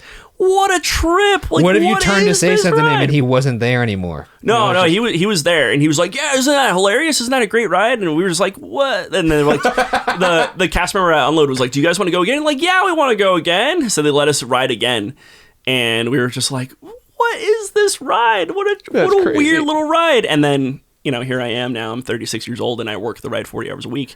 But it's I thought it was just the weirdest, shortest little ride that I've ever been on. And I mean, Mr. Toad's Wild Ride is weird, but like, what is this? Yeah, Winnie the Pooh is a little... I have to say, if I really want to freak somebody out, just approach a group alone. Yeah. And then be like, hey, can I join your group? Oh, yeah. How about we go on Winnie the Pooh? Yeah, me and my buddy were just like, this guy's creeping on us big time, but all right, sure. I mean, honestly, I barely even remember my first impression of this ride. I do remember getting on. I love the characters. I love the IP. And I was just excited to see it. I was not expecting anything. I knew, it's just, this is a kid's ride. It's obviously not for me, but I enjoyed it. That was like my main thing. I had no gripes. I do recall thinking, wow, this Heffalump and Woozle scene, pretty wacky. At that point, I had not had a drink of alcohol or anything like that. I imagined later it would probably be a little weirder. And it was. That was my impression. Byron, what about you? Yeah, I mean, minus the creepy stranger aspect, stranger. My first time on the ride was very similar to yours, where I was in high school, just once again late at night. It's a short wait, and we had, I think you nail on the head, what is this ride? Yeah. Because we experienced the Heffalumps and Woozles in high school for whatever reason. It felt like such a novelty. It was so weird and trippy that we went on it numerous times. It was like a Disney Fridays kind of thing. Like after school, one of our parents would carpool us up with our annual passes and drop us off, and then another parent would pick us up at the end of the night. And yeah, Winnie the Pooh was always one of the last rides at the end of the night. We're like, oh, time for the Heffalumps and Woozles, and then it's so weird. Like, why is this here? And I grew up with the cartoon, but they really made that scene really trippy, because in the movie it's not that. Oh, it's no, not even close. It is a lot. It's not even close. We'll get into that later. Yeah. But anyways, let's get into the good and the bad. What are the good and bad things about this ride? And once again, you could jump in on any of these. We're going to start with the good. The first thing I wrote is Byron's home. Oh, thank you. And it's because I remember now in Walt Disney World they actually have Pooh's little house outside of the ride, which we do have a picture of Byron in front of. Really? That my wife and I insisted we take of him. It's a cute little thing. I wish that we had it, but the queue is pretty impressive in Disneyland as well. I think it's wonderful. It's because it tells you walk by Eeyore's house. I was just about to say. See Eeyore's house. You see Rabbit's house. Winnie the Pooh's house, I believe, is in the queue as well. Is it? Yeah, I think it's down by Pooh Six Bridge. It goes down by the water. Oh yeah. Unless it's Piglet's house. I don't know if it's as big then as Walt Disney World. But I do love seeing Eeyore's house. I don't know why I was so thrilled to see Eeyore's house in Disneyland, just because I remember when I was a kid. Just like 2-foot pile of sticks. Yeah, just the sticks kind of leaning on each other. I was always like, is that really Eeyore's house? No wonder why he's sad. It's a nice touch. Pooh has a full house. Rabbit has a full house. Owl, a full house. Tigger has a tree house. I don't know where Piglet lives. I love the interactive queue in Walt Disney World. Really cute. I don't have kids, but I imagine that would be great. And then just getting into the ride here, we already talked about him a little bit. Gopher. Just love that guy. He starts off with his little Happy Wednesday. I can't do the little... Happy Wednesday. Oh, that's pretty good. Pretty good. It's pretty good. Yeah. The score, also another good that I wrote. I love the score. It's very whimsical, very fun. And like I said, the horn section at the beginning always reminds me of our dear friend Byron here walking around a theme park. Because Pooh has these kind of like little nub hands. And Byron, when he walks, he walks with closed fists. Like this. And my wife always makes fun. It's kind of bullshit. My wife always makes fun of how he walks. Sometimes when we're at a theme park, she will walk behind Byron and do his walk. I think she exaggerates a little bit. She sounds like a bully. Is she just like, where's my honey? And by honey, where's my roller coasters? It's pretty much that. I'll settle for tendies for sure. Okay. Yeah, he does love tenders. Right. But I wrote Rabbit Juicy Sclusy. That's from Walt Disney World. We see Rabbit. His yard's all jacked up from the wind. He has a bunch of carrots all over him. And I think he says, why me? Why me? It's just... makes me laugh every time. I'm so worried all the seeing time. that guy. Owl's house, also in the Walt Disney World version. Another scene that is a juicy exclusive for Walt Disney World. It's just a cool scene. Like his house kind of falling apart. This is also where see Toad handing over the deed. It's a fun thing. Piglet, my guy. For obvious reasons, he's a scared little dude. And he's representative, apparently, of generalized anxiety disorder, which I have. So I feel a kinship with this little guy. I love watching Tigger rescue him. Please. We'll save you, Piglet. I'll save you, Piglet, or something like that in that weird Tigger voice. What's funny is in the movie, like, they didn't know who Tigger was until, like, hey, the day is saved. Oh, yeah, hi, I'm Tigger. And they're like, oh, okay, nice to meet you, Tigger. Like, they didn't know who he was. It's very indicative of that in the title, and Tigger, too. Yeah. Which is crazy that he was just living in the 100 Acre Wood this entire time, just bouncing around, bouncing on other people, and then he sees Pooh. Yeah, and we have Tigger to thank for Hefflumps and Woozles, because he says Hefflumps and Woozles will steal honey. And Winnie the Pooh goes, you mean elephants and weasels, right? And he goes, yeah, that's what I said, Hefflumps and Woozles.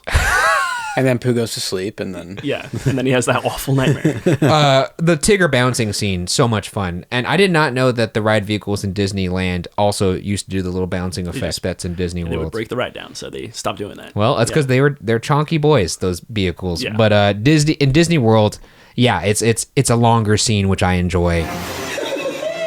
Follow me. Bounce right out of the ride.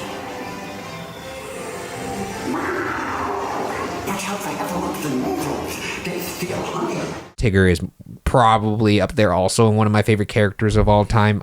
I used to relate to him a lot as a kid because I was a kid with a lot of energy. Yeah. And I felt very misunderstood. Oh, I like that, like, breaking of the fourth wall sort of thing, too, where he's in the book, and he's like, hey, it's me, Tigger, and then it's him bouncing out of, like, the story at Walt Disney World, and here it's just like, he's there! Oh, look, he's breaking into Pooh's house, like he does in the actual movie. So he's in Pooh's house for some reason. So have you seen the Tigger movie? I haven't. Oh, it is devastating. Oh. It is the plot. I'll just read the quick one-liner. It's Tigger is... his song, his whole thing is like, and I'm the only one kind of thing. Mm-hmm. And it's basically just exploring that idea of, wait, what if I don't want to be the only one? And do I have a family? And the whole movie is about him trying to find his family. It is devastating. It's like Finding Dory or something. It's you give it a watch. I don't know. It's sad. Anyways, Pooh's Pepper's Ghost, another good here. Just love seeing the effect. It's really cool to see the ghost fly out of Pooh. And I want to see greased up Pooh. Yeah, greased up. I probably should elaborate more on that, but whatever. Rain, Rain, Rain came down, down, down. Gotta love it. One of my favorite songs from that cartoon when I was a kid. And I love seeing the projections of the rain. I'm not typically like a projection guy, but I think it's fun. I It's think well done. projections in general are actually done pretty well in this ride. Yeah, because the projection of Pooh floating away in Disneyland's version, also very well done. And that carries on to the transition into the Heffalumps and Woozles. Yeah. That's true. What is this? There's just a quote that I wrote. First, this is Eeyore. I think he only has one line in this entire ride, and it's first the wind and now this. First the wind, and now this. He also says at the very end of the Disneyland version, I hope you like my presents. And he says, if you don't like them, I'll take them back. That's the very end as you're going out the exit tunnel. It's so funny. He's so sad. He's actually one of the funniest characters in the 100 Acre Wood. Yeah. Over time, I did not appreciate him as a child. I was always just like, dude, you're a bummer. Yeah. But now as an adult, I kind of relate to him a lot more. Now with the characters, with the meet and greet, they come over, like, they have different sets. Well, like, sometimes they'll be in their little meet and greet area. Sometimes they walk around and, like, greet people because of all the Tiana's construction areas. But Eeyore will come over and he'll wave to guests as they're standing in line. And these guests were just like, Eeyore, do you want to come with us? And he just puts his head down and goes, no, I don't want to go on the ride with you. It's incredible. He's perfect. First the wind and now this is something I would say. if my house blew over, I would. Also, just a funny thing to say when your house gets blown over. Like, that's kind of not even that much of an overreaction, to be I have honest. a joke. So whenever Eeyore's vehicle comes over, I'm always saying, like, all right, guys, come on, enthusiastic for Eeyore. Come on, you got to be super enthusiastic for Eeyore. And as soon as the gates open, I just go, bounce on in, critters, watch your step. That's as like enthusiastic as he could possibly get anyways. Yeah, exactly. And then sometimes I'll, throw in my little, like, when Eeyore was a young boy, a young donkey, his father took him to the city to see a marching band. He's a big MCR fan. That's pretty incredible. He's just a funny character. He's an underrated character. Also, love seeing Pooh stuck in that funny tree. But you only get to see that in Walt Disney World, and I like that you could see the reverse of him being in the honey tree, and then he's not at the birthday party because of that, which is like the book, and the movie, rather, actually. Yeah. Heffalumps and Woozles.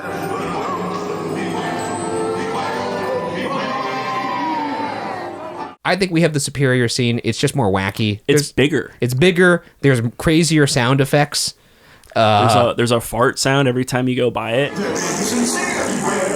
I did not know that. There's a big old fart sound. Well, every there's time you like go by whistles and laughs and like I just feel like this could be a bad for some people because I imagine this scene scares the shit out of kids. But for me, very funny as an adult. Yeah, especially in certain circumstances. We have the spinning projection of the honey in the middle. It's a good touch. And then the last things here are just it's a solid kids ride. Look, it's we're not reinventing the wheel here, but it's just a cute, solid kids ride.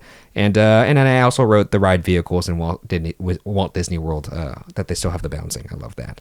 That's really all I got for my goods. Do you have anything else that you want to highlight in the ride that really tickles your fancy? Yeah, I think the integration of the meet and greet being right there with the queue. The good is you never really have to wait that long in that line. That is very good. And if it's kind of that I don't know about you guys, but that's how I always gauged, like, is the park busy right now? You look at the wait time of Winnie the Pooh. If the Winnie the Pooh wait time is like more than like 15 minutes long, that's when you go, maybe we won't go today. Yeah, that's a good litmus test. So. That's something I also check as well. For Disneyland Resort, it's Pooh is that ride. And for Disneyland and Little Mermaid for California Adventure. Mermaid. So you were talking about, like, when you guys were talking about monsters and like the $30 million it took to make that ride, and I know Pooh had the same budget. Did you know that Little Mermaid was $100 million I do remember that, yeah. Yeah. It was a big deal. Yeah, each. Not for both. $100 million each. Yeah, there are some scenes. They made a big deal of that ride when it first opened. It does have some impressive scenes. I mean, the Disney World version, I could see maybe even the queue is. They took a pre-existing building too for. The queue is so impressive for that, but still not $100 million. Cool. But I feel bad for Winnie the Pooh because it opened on April 11th, 2003. It's about to turn 21. It's almost old enough to drink. But I feel bad because they had this whole press event lined up for April 11th, and then on April 2nd, according to Wikipedia, they just canceled it. They were like, "Yeah, we're not going to do that." I'm sure they were like, we don't want it like interfering with our wait time for Splash Mountain at all. We don't want it interfering like with shutting down that ride for this press event. But it's so sad. They were going to have a whole press event, and they were like, "Nah." Eeyore probably like that. Eeyore was like, "Shut them down." Yeah. He was probably like, "That makes sense." Yeah. Anyways. moving on to the bads here. I really don't have much because it's hard to pick on this ride. It's good for what it is. The one thing I did right is I do wish there was more of a actual just through line story. I know it's kind of following the scenes of the movie. I wish it was just like, I don't know. I just wish it was just somehow more of a cohesive story. It's kind of like a highlight reel in a way, which is, typical for like a Fantasyland dark ride kind of type ride. This isn't in Fantasyland and Disneyland, but yeah, we haven't really covered any kind of Fantasyland pretzel ride other than Mr. Toad, which does have a story. So that's the one kind of thing I could pick on, I suppose. Yeah, I like to think of Disneyland's version of Winnie the Pooh is like the complete game recap for like baseball. Yeah. And then Winnie the Pooh's is just like the little like 3-minute recap that they have. Exactly. You don't get all the storylines or anything. You don't need to know that. Like here's a couple scenes. There's the characters. Okay, bye. Yeah, it's there just for kids to be like, oh shit, it's it's Tigger. That's what they say. Yeah. Holy shit, Every it's kid Tigger. says that for sure. Shit, Mom. Oh, damn. It's literally the mommy and me attraction for the kids that weren't tall enough to ride Splash Mountain. Yeah. The child And switch. it was going to be a boat ride too. Oh, Yeah. yeah, that's right. I did mention that back in the history. Do you guys have any other bads? If not, we can move on to the world class tests here. Just too short. Too short. That's Too short. I mean, I guess maybe a little more so for Disneyland's. I don't see it as much with Disney World. I think Disney World's is a much more like complete attraction. But if we're talking about if the Disneyland version is just like it seems like it's over too fast. I feel like they could have saved money by just copying what they had in Walt Disney World, and they didn't do that, which is so bizarre. Yeah, that is true. I had a friend who square That actually could be a bad because I do think the maybe. Walt Disney World version is better. I wish they would have just kind of copy and Maybe it had paste. something to do with the show building. Yeah, Probably. And reusing. Oh, I didn't tell you guys this, but there's a whole basement underneath Winnie the Pooh. It's where every light bulb in the entire resort is stored. So if you need a new light bulb, even the red and white one at the Coke Corner, the half red, they have spares down there. But they still have it painted on the wall. This is how you get to Auditorium 1 and how you get to Auditorium 2. Because Imagineers would be able to, not Imagineers, maintenance guys could work on the attraction on Country Bear Jamboree while it was still operating. So like if you're having issues with an animatronic, they could lower it down, work on it underneath, and then bring it back up. So now it's just a maintenance area. Man, it's like a NASCAR pit crew. Yeah. Yeah. I guess a bad I could just say is it took away two iconic attractions. Yeah, I guess. Yeah, we still have it at Disneyland. Stop living in the past, man. But they still have them. Like if you want Country That's true. Jamboree, you can go to Magic- Florida. yeah. If you want Mr. Toad's That's Wild a Ride, really you can come to good point. Disneyland. That is true. They're not gone forever. I guess I can't support Mission Breakout if I can't support that. Where like you despise Tower of Terror getting taken away from. I do despise Mission California Breakout for Adventure, but I love it because I prefer the one at Disney World and that one still Well, exists. the Tower of so Terror we get in- something different. Yeah, but I'm not going to Florida all the time. Anyways, we're getting to Neither am I, so it's okay. Let's go to the world-class tests. This is a rubric of 10 tests, painstakingly devised by Byron and myself to determine if an attraction is world-class. To receive the highly coveted world-class pass, the attraction must pass 7 out of 10 tests. A score of 6 out of 10 leaves the attraction up for debate for world-class pass standing, and anything lower than 6 out of 10 is an automatic fail. Let's see how this ride does when we pass it through here. But first, maybe or maybe not, you'll get a word from our sponsors. All right, we're back, I guess. If not, welcome back. Really short break. Test number 1, the average tourist test. Would the average tourist have a hard time getting on this ride? Is there a long wait? Is there a complicated queue system? Not really. I mean, even Disney World, it's probably going to be around 30 minutes, but that also has the interactive queue, which kind of offsets the wait there. And it has Lightning Lane, so you can also do it if you wanted to do Lightning Lane and not worry about waiting in that line, you can also do that over there. Disneyland, there's never really a long wait, and if there is, it's got to be a major holiday or something. So No, I think so as well. So that's a clear pass across the board. 1 for 1. Good start for Winnie the Pooh. That's right. Test number 2, the Leslie Stahl test. Would you be willing to, would you be willing to wait 60 minutes for this attraction if you've already been on it once? absolutely not. And I work the ride, but hey, that's like one of the perks of working the ride is like I don't wait in line for that ride. No, but also the guest usually doesn't wait in line for that ride. No. because I mean, there's no line. what's nice is we do have like even with the waiting in line thing, we now have that like buddy pass that you ask a cast member at greeter, and you can go up the exit depending on how we're doing as far as like as long as the cast member isn't swamped at greeter. So that's not bad, but nobody 60 minutes. We've never had a 60-minute wait before. There it is. I mean, maybe opening day. But if there was a 60-minute wait, absolutely not. It can't fit a 60-minute wait, didn't you say? No, yeah, we max out of line at 35. Our built-in queue is 25 minutes, and our extended queue puts us at 35 minutes. So. But the spirit of the question being 60. Absolutely not. There's I would no not way. wait 60 minutes for Winnie the Pooh. There's no way. Yeah. All right, then that's a fail. Yeah. All right, 1 for 2. Moving on. Test number 3, the smartphone test. Does the queue of this ride have enough to keep you off of your phone? Yes. First of all, at Disneyland's version, you're not in line long enough, and there's enough to look at. At Walt Disney World, you have the interactiveness. Yeah.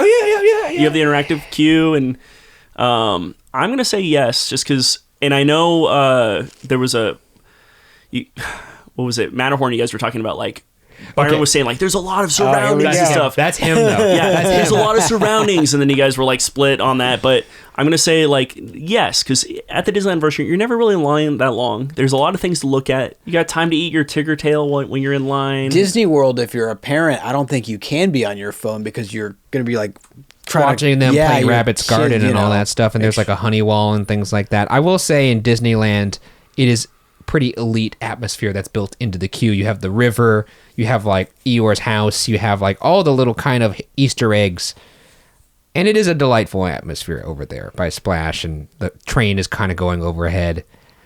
Oh man. And based on how long you would usually wait on this, and let's just say it's at like the 23 minutes, but you are moving consistently because they are constantly loading those vehicles, like the ride capacity is not too bad. That combined with good atmosphere, I'm giving it a pass. Sorry, Ryan. It's going to pass. I think... You're going to agree? No, I think I might fail it. Oh, okay. All right. I don't know. I just don't know if there's enough. But it's 25. You know what? I'll pass it. All right. It's 25. And that's on like... I don't know. I feel like half the time you're not even close to waiting. No, and I do like the references. When I go in the park as a guest, if it's a 10-minute wait, I will wait in the line. Yeah. I won't just walk up and be like, yeah, give me whatever. Or I won't go up the exit because I will usually just go up the exit and just like say hi to my friends. Like, hey, you want to get on? But if it's a 10-minute wait, I'll just stand in the line. Yeah, because it's kind of delightful, and the references are nice. All right, I feel good about that. 2 for 3. Moving on to test number 4, the Tony Stark test. How innovative is this attraction? Does it push theme park tech forward? 100% no. Yeah, for a second I thought you were going to make an argument that they're like little mini Indiana Jones vehicles, and I was like, I don't know about that. But I do applaud Disney for doing something outside the box when they could have just made a copy of the one they already had, and they didn't. Yeah. But it's not pushing tech forward. It's based off the Indiana Jones ride vehicles, just a simpler version of it. And it's a ride system that we've already had with Monsters Inc., with Roger Rabbit's Cartoon Spin, with all of the little Fantasyland dark rides. But no, it's a fail for me. I agree. Pooh will go get that point over in Tokyo, but for this one, it's a fail. I think it does. I think it implements technology that is used in other dark rides really effectively, but it's not really similar to how it's not blazing a trail Pepper's here. Ghost effect in Monsters Inc. Yeah, it's kind of exactly. similar to that. And Pepper's Ghost, it's been around since the 1800s. So yeah, so that is a fail. That's 2 for 4. Moving on to test number 5, the Hollywood test. Can this attraction be adapted for the silver screen? Does it have a comprehensible story? Yeah, this is tough because it does. It already has. It's based off of a movie. It's based off the movie and the book. Mm-hmm. The movie more so. The hard part for me though is that it's not really a comprehensible story. Oh yeah, it's from the mind of a child essentially. It's all over the place. I guess there is somewhat of a. I don't know. What do you think? They have made in movies segments. It feels like a comprehensible story, but even like the 1977 film was kind of like an anthology set stitched together. But it's also like you're not making a movie based off of the Disneyland version of this attraction. I don't know. You're in the 100 Acre Woods. A storm hits. Pooh meets Tigger. He goes to sleep and wakes up with have lumps and woozles, and all of a sudden it's his birthday. Seems pretty comprehensible. No, I don't know about that, man. I'm being a little sarcastic. We might have to change this question just because, like, if it's based off source material, but then the ride itself doesn't really tell a story, you couldn't make a movie off of this ride in its form because it's just like, what's going on, you know? But then again, like, what's really going on with Haunted Mansion? Oh yeah, Haunted Mansion has It's once again, it's just like really good atmosphere. It's a bunch of different ideas that they slap together. I think there's a story there. You're walking through a Haunted Mansion, you see some stuff, you fall out. I mean, I subscribe to. I'm on the same side as you, where like you fall out that window and you're now one of the dead guys. Yeah, I think that's a pretty good story. Yeah. In this particular case, it's tough. I don't know how to do this one because it is from the silver screen, but it clearly has no comprehensible story. And I think that's the more important part. That's the more of the spirit of the question. So I'm actually going to fail this one. Yeah, I'd say fail as well.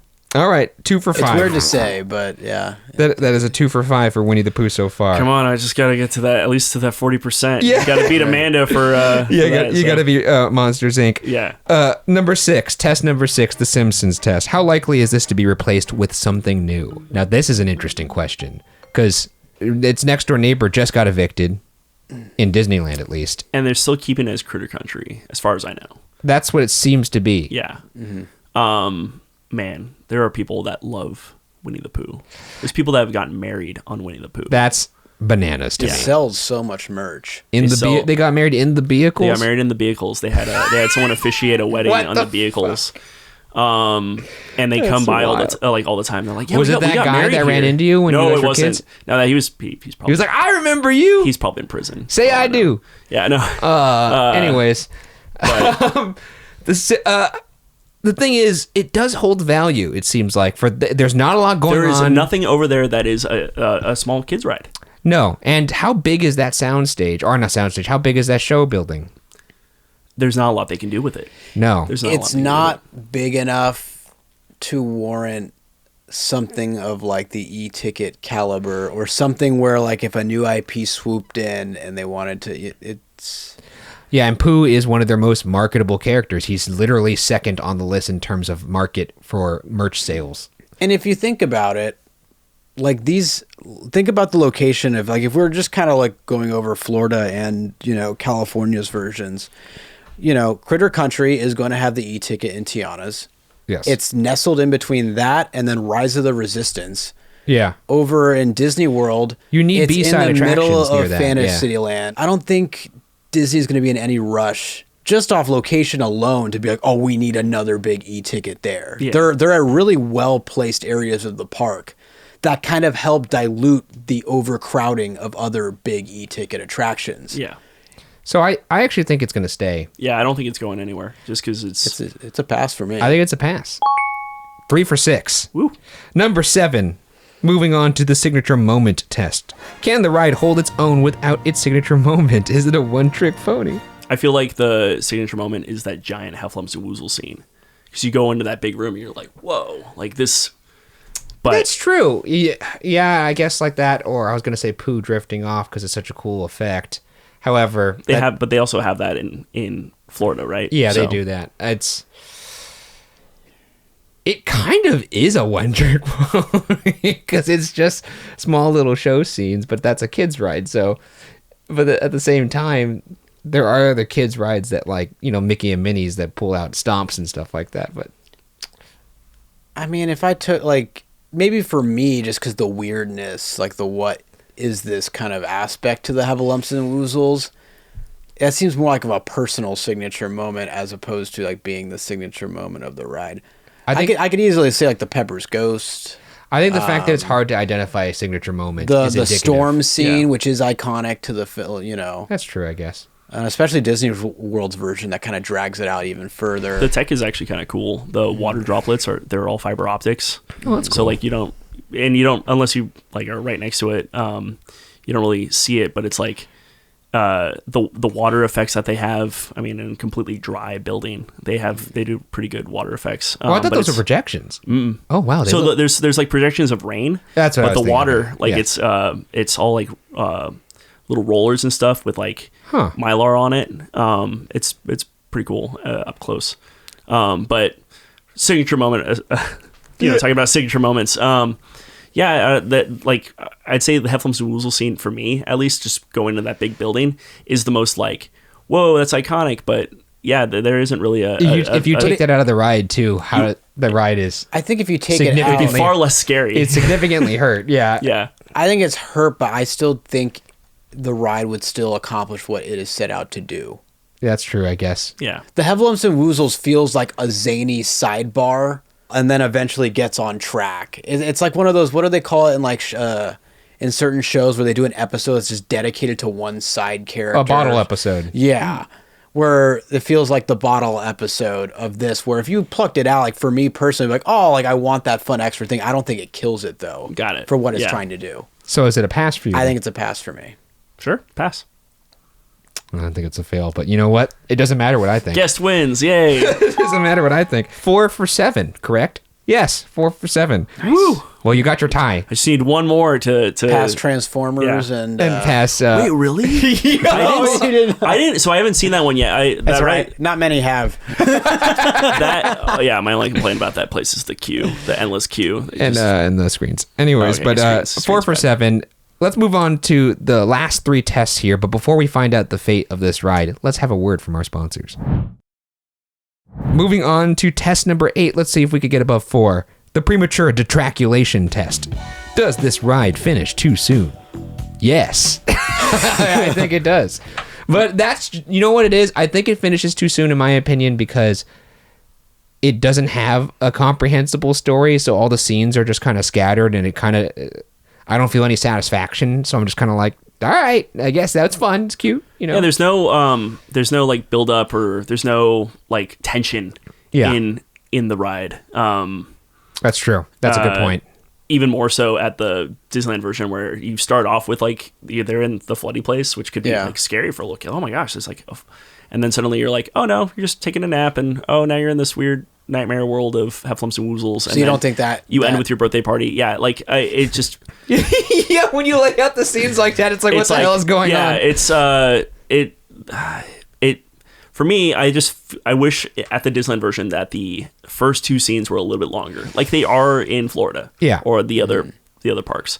So in my mind, yes, it does end a little too soon, and a 3 minutes is not a long time for a dark ride. Unless you're Peter Pan, that's a really long time if you're Peter Pan. That is a long time if you're Peter Pan. I feel like, was it 90 seconds or so for Mr. Toad? Was it? Yeah, but then again, that's not like something about it takes you through so many scenes. Well, it's because it's a story. You can't just strictly go off what the runtime is. Yeah. Where it does, if you actually do that kind of comparison where, you know, Pooh's runtime is like double the time of, say, Mr. Toad's, yet Mr. Toad's feels like you're getting more of a full meal.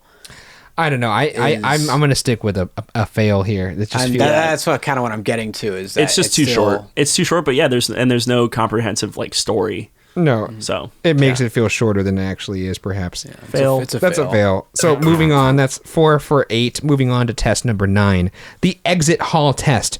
Do you see people be physically excited getting off of this ride? Do they have that bounce in their step when they exit? Yes, actually. No way, dude. Well, not for us. Maybe not for. Oh, maybe for Winnie the Pooh over here. That's Byron. true. Yeah, Byron's walking off. No, well, I mean, it depending. The audience. Looking in a mirror. The audience for this ride is kids. That is correct. And man, kids are like, that was awesome. I want to go again. And the parents are like, oh no, do we wait in line again? But for the audience, I think it is like there is a little bounce and stuff, especially where the ride at Disneyland was designed that you go directly to see the characters. And you know what? We've probably never had a more accurate reading of this test than from a cast member who literally is stationed at the exit. Yep. That could watch people. Telling all my silly puns. And I'm one of those people that like I will, and I've said it before, like I don't stop telling jokes, especially at unload. So buzz on out to your right, make a beeline for that exit. Make sure you have all of your belongings. Have a Tiggerific day. Be back real soon. I hope the rest of your day is as sweet as honey. And then there's that like buzzing bee. Like there's that beehive right there. Don't worry about those bees. They're just a bunch of wannabes anyways. That's I have like so many jokes. And And then people just like leave like, oh my gosh, like this is great. I love your puns. You should be at the Jungle Cruise. Like you get that all the time. That would be fun too. to be at the Jungle Cruise. But before that, do you see people genuinely be excited? Like, I guess kids are pretty stoked. I was pretty stoked getting off the ride. Like the first time I went, I'm like, what is that? Were you stoked because of the ride or because you were stoked to get away from that dude? No, the dude was another story, but like we also didn't really know, you know. But I was like, what was that? Can we go again? And they were like, do you want to go again? I'm like, yeah, we want to go again because what was that? You got to process because it took time for me to like realize what did I just experience. So, what do you think, Brian? I think, you know, just like you, I had that Tigger bounce in high school. Yeah, I rode it numerous times. Yeah, as a teenager. You know, I'm going to defer to Craig here because you do see people get off this ride, and if I think based off of who the audience is for, parents that are crammed in when their knees don't fit, they're like, oh, thank goodness this is over. But like, the balance for getting off. Like from little kids up to teenagers that are like, what was that? Because that's what I experienced when I was 15 years old. So I'm gonna say it passes. Okay, let's go with the pass then. I'm gonna agree with it. I'm gonna agree with it because we have the cast member here to actually sign off on what he's witnessing real time. Is that 5? That's 5. All right, moving on to test number 10. We're now at 5 out of 9, which means it could get into debate land, but I don't think it's going to. Number 10, fine wine test. Has this ride aged well? Has your opinion of the attraction appreciated or depreciated since your first experience? Or if it's a new ride, do you believe it will age well? As someone who's there right now, 40 hours a week working Winnie the Pooh, oh, absolutely. It's aged better than it was when I first got on. I was like, this is the most ridiculous thing I've ever seen in my entire life. And now that I'm there all the time, like, it's still the most ridiculous ride one of the most ridiculous things I've ever been on in my entire life. But now I have a much better appreciation for it, especially for the area and like working with guests and like seeing like the people that are coming on the ride. Like for a lot of people, especially with guests with disabilities, this is like maybe the only ride they're getting on that day. That's a good point. Especially for the accommodations and stuff. So I didn't know about all that stuff. I just saw, whoa, what was the Hefflumps and Woozles? This ride's ridiculous. And now like, okay, like people need this ride for certain reasons. Yeah. But as far as like, you know, my mentality of it being a ride, is it something that I like come to the park and I seek out to go on other than just to say hi to my friends? Not really. I have to say, I have grown in appreciation over time. Those were all really good points. But the reason why I now go on this ride is because that Heffalumps and Woozle scene is so goddamn bonkers. Yeah. That I find new things to appreciate in there. And, you know, you spend some time at Trader Sam's, you go over into this ride, it's just like, what the hell is going on? It's complete chaos in there. And I love seeing all the guys that I enjoyed as a child. So, well, now you got to go back so you can see the Easter eggs I talked about. That's true. What do you think, Byron? My appreciation grows in the sense that, honestly, for both parks, it's kind of similar to how Mr. Toad passed in my book for Fine Wine Test, where it is adding value to people's day. It doesn't necessarily have to be the e-ticket, but like think about it. Currently, it's putting Critter Country on its back, and when Tiana opens, and you got an influx of people coming there and overcrowding Tiana's, it's going to be there to catch people and give people a little extra value to their day. I still think it's an enjoyable dark ride. I've never met anyone who like despises the ride. I think everyone has a pleasant time. Maybe that's they're true. Not that over the moon about it. Yeah, that's true. I guess. Yeah. And so, yeah, as like a theme park like head perspective, besides just like my experience on the ride, just knowing all the good that it does in an area of the park, maybe less so for Fantasyland and Magic Kingdom. Although, like, don't get me wrong, they need the attractions like Pooh in that crowded area. Yeah. But there really isn't much going on, especially as like a dark ride for all ages and all types of people for accessibility, what have you. It's like once you leave Fantasyland, you don't really have an area of the park that's like kind of littered with that stuff. So to have that tucked in an area of the park that doesn't have much of that going on is really helpful. Yeah. And so I give it a pass. All right, then I guess it doesn't matter what I think. What do you think? Do you agree with any of that? You need Winnie the Pooh in your life. Yes, I do. You need that like quiet corner of Critter It just Country. feels. Look, okay, I agree with you. I actually think it's a pass. Am I the only one who feels it's ridiculous that we've given this a 6 out of 10? That's Absolutely not. I knew it was going to come in. It was going to perform. It was going to perform well. You had an agenda. You came in here as an insurgent. Yeah. Okay. Yeah. All right. That's that. It's 6 out of 10. That means we literally have to have this talk now. Unfortunately, we now have to say right now, do we think it's a world-class attraction? Because we could arbitrarily put it in now at 6 out of 10. I don't see what's stopping us. I see a lot of things stopping us. Look, it's 6 out of 10. That already feels high to me. I think like it passed by technicality in a lot of them. I think it's an enjoyable attraction. It's delightful. It's obviously a kid's ride. It's not made for me. That being said, when I'm thinking of a world-class attraction and things that could literally be like, I'm going to go to a theme park just for this. Come on now. No. Come on now. I can tell you a little story, and then you can decide from there. Oh my God, what is this story going to be? No, so I used to work at the Apple Store. Yes. Fashion Island, Newport Beach. Okay. And I sold Kobe Bryant a laptop. Yes. And he liked me because I wasn't like fanboying over him.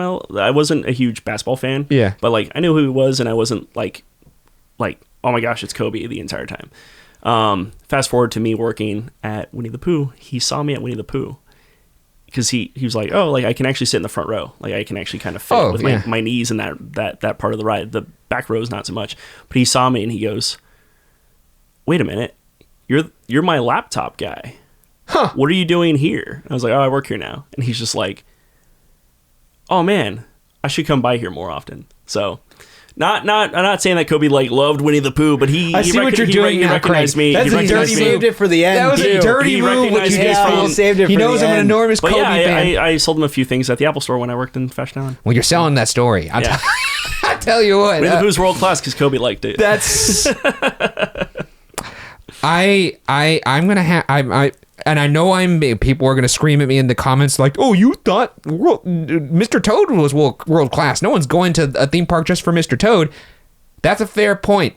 We're not talking about past Ryan. We're talking about current Ryan right now, and he's allowed to. Oh, he's growing up. You have Pooh ears on. I think I am going to say no. I'm going to say no. It's up to you two now. I love how you're jumping on this faster now. Yeah, because I realized what happened. You want to put me in the hot seat. Yeah, because now. if it comes down to me, then I don't want to be. I'm going to put no. You guys, let's just start with Craig. Is Winnie the Pooh a world-class attraction? Well, I feel like without it... No, I don't really feel like it's world-class. I'm not gonna like make Ryan be the bad guy for this. I don't feel like it. No, I mean, we've gone over the sort of things. It doesn't push tech forward, all that. It is a very necessary ride for where it's placed in the park. But I'm not gonna go on there and say like it's like a Rise of the Resistance or an Indiana Jones. Yeah, no, it's not. It's a cute ride. It's a good ride for families, and that's okay. It does not have to be world class. 60% in my book is a win because it's better than Monsters Inc. And it serves that Amanda. It serves her favorite ride. It serves its purpose. It's not going to get the pass to world class, but I'm happy with where it's performed. At least I am too. Yeah. I think it's overperformed. I think it's not unwarranted completely, and I think it really does serve a purpose. It's a delightful ride. It's a good ride that gets you one step closer to experiencing your next world-class attraction. Yeah. And if you have kids, like it's like a guaranteed, they're going to have a great time on this. True. Yeah. And then sometimes it backfires and they go, oh no, they want to go again. Or they get terrified by the Heffalumps and Woozle scene. Yeah. Anyways, okay. That does it then. The Many Adventures of Winnie the Pooh ends with a score of 6 out of 10. Did not reach world-class pass standing. However, delightful. We could all agree on that. Absolutely. Thank you, Craig, for coming on to the show. Really appreciate it. Thank you so much for having me, guys. Do you have anything to plug? Perhaps your YouTube channel? Yeah, my YouTube channel is just Craig Roccanova, and I make videos about fountain pens and antiques and that sort of thing. Antique fountain pens for the most part. Which, by the way, before we started shooting, he was showing us some of his pens. And just, if you're a fan of watching someone talk about something with passion, which you might be because you watch this show, I highly recommend, because it was very entertaining in person. So go ahead and check that out. And as far as us, follow us at FYAPod across all the socials, and make sure you subscribe over on youtube.com/Washer Podcasts if you are watching the video version of this. And if you're listening to it, make sure you subscribe and rate the podcast 5 stars because it does help keep the show alive. I'm at Ryan S. Bergara on X and at Ryan Bergara across all the other socials, and Byron is at Byron A. Marin across everything. But other than that, TTFN, ta-ta for now. there it is. Had to. There it is. Had to do it to him.